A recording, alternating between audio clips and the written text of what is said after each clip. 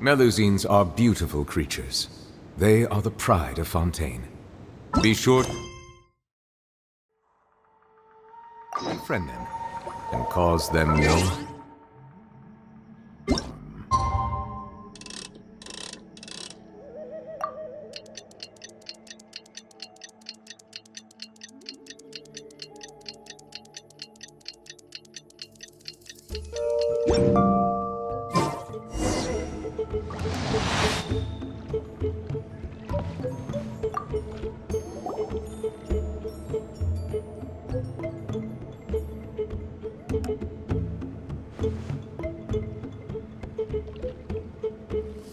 Hey, everyone.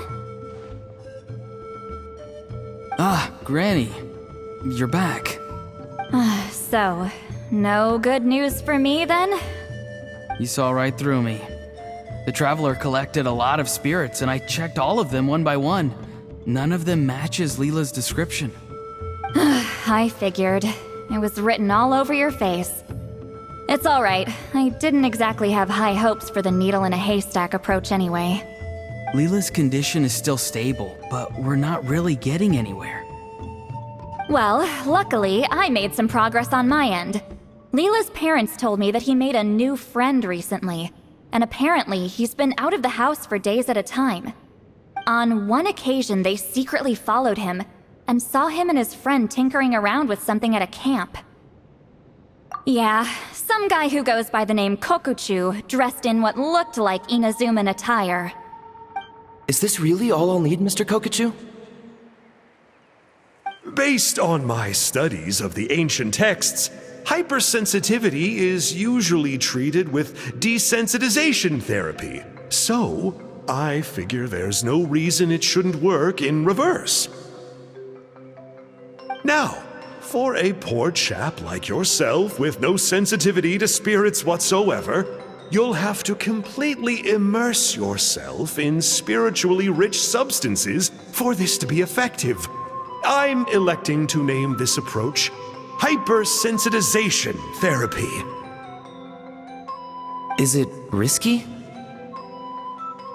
You're the spirit duffer, not me. I'm sure you're more clued up than I am on the potential consequences of brute force clairvoyance.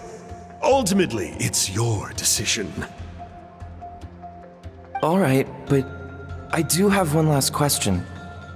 What's in this for you? People like me obviously don't have much clout in this tribe, so it's not like I can offer you much in return. You think I'm looking for a reward? Oh, my good sir, take a look at my face. Isn't the answer written here clear as day?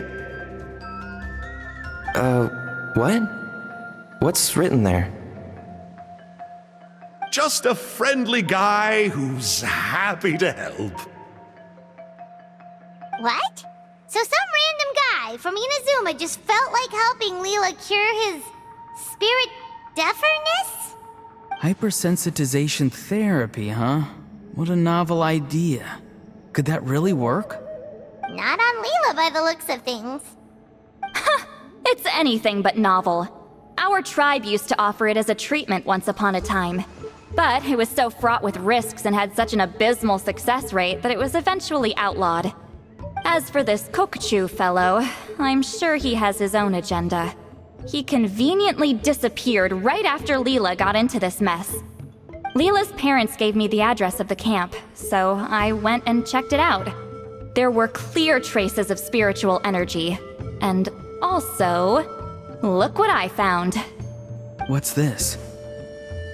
A broken shard, probably from a weapon or some sort of ceremonial implement. You feel that? It might look old, but it has extremely strong traces of spiritual energy. Leela must have used this as his medium. It would definitely explain how a spirit duffer like him was able to trigger a clairvoyant experience. Wait, there's something else. It feels so familiar. I think this is somehow connected to my ancient name. Connected how? Is it like a shard of an ancient name? No, more like... I think this item might have belonged to a previous bearer of my ancient name. Okay, that's it. Granny's getting itchy clairvoyance fingers. I'm going to try using this shard as a medium. Cool, same as last time? The Traveler can use the Spirit Loom to record what you find on a woven scroll. Nope. Auroron can do the recording this time. Why? It's a safety measure. You have a better understanding of the spirit domain than the Traveler. If this really is a Sanhaj relic, you'll be better placed to deal with the fallout in the event that something goes wrong. Ah, see, Paimon? Told you Granny has a soft spot for the Traveler. Look at her not wanting to put him in danger. Meanwhile, I'm just a grandkid, so I'm expendable.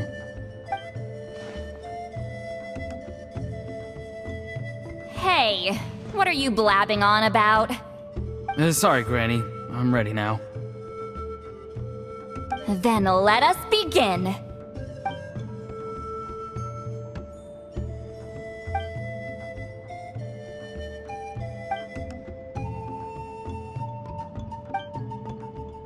Alright, what's on the scroll this time? Looks like a broken bow covered in flames. Hey, don't you think one of the pieces looks just like this shard? You're right! It seems to be from the body of the bow. I saw a bow just like this in one of Granny's scrolls. Yes, it's the weapon Sanhaj used in the Battle of the Mare Javari. I guess that proves it. This shard is a bona fide Sanhaj relic. Good old Sanhaj. The relic's spiritual energy was fluctuating very strongly, but I wasn't in any danger at all. The Traveler probably would have been fine as well. Now that's a true hero, huh? Generations later and the stuff he used to own is helping to treat spirit duffers. I still think there's more to this story, though.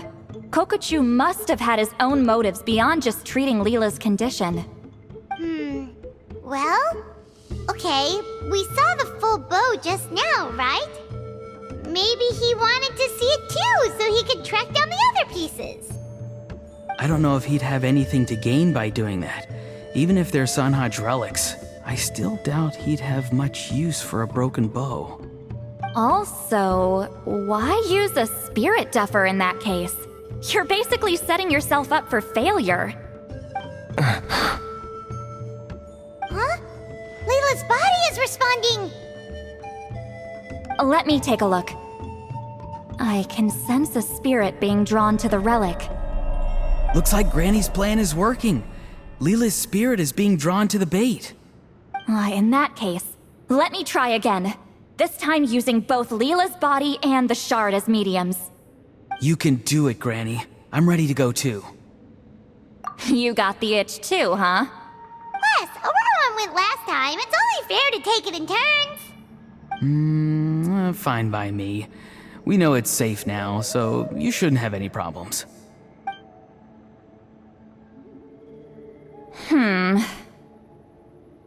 All right, if you insist. Be my guest. Just let me know when you're ready.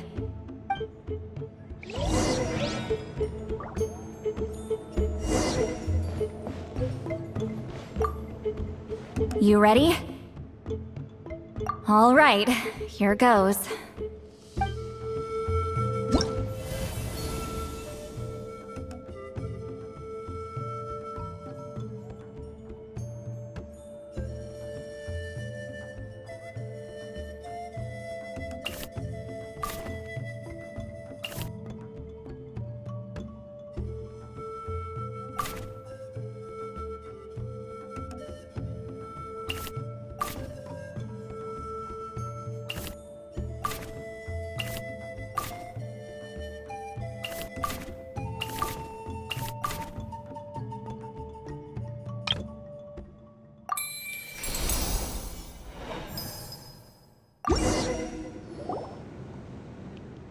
Another image has appeared. This one is a map. A map? Of where? Could it be the Mare Javari? The Mare Javari? The Mare Javari was reduced to a desolate wasteland after that big battle. Or rather, It became known as the Mare Javari after what happened there. The ashes of the monsters and warriors who fought there covered the entire battlefield. Sometimes, bone-chilling cries would be heard from the depths. Other times, the whole region would become engulfed in towering flames, drowning out the cries. That place is full of untold dangers and mysteries. Over the centuries, the finest adventurers have tried to prove themselves by venturing in. Sadly, most ended up perishing there.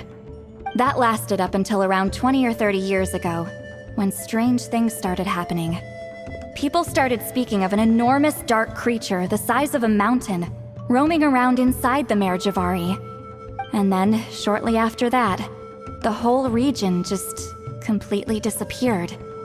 Nobody knows how, but that infamously ominous place just vanished from the face of the world. What? How the heck?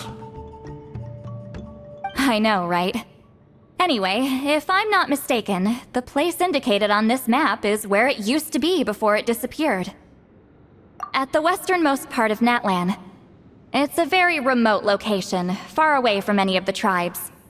There never used to be a settlement there, but there's more people since the Mare Javari disappeared. Anyway, that's just what I've heard. I've never been there myself. This is what age does to you. The older you get, the less adventurous you become. That's just an excuse. Granny's too lazy to take a trip that far away. Hold on a second. There's a spirit approaching the shard and the woven scroll. Oh, Leela's body is responding again! Quite a strong reaction this time. Does this mean what he was really seeking was the Mare Javari's location? I sense it too. There's a soul nearby. Almost a complete one. This is creepy Paimon out! Seems like the plan is working.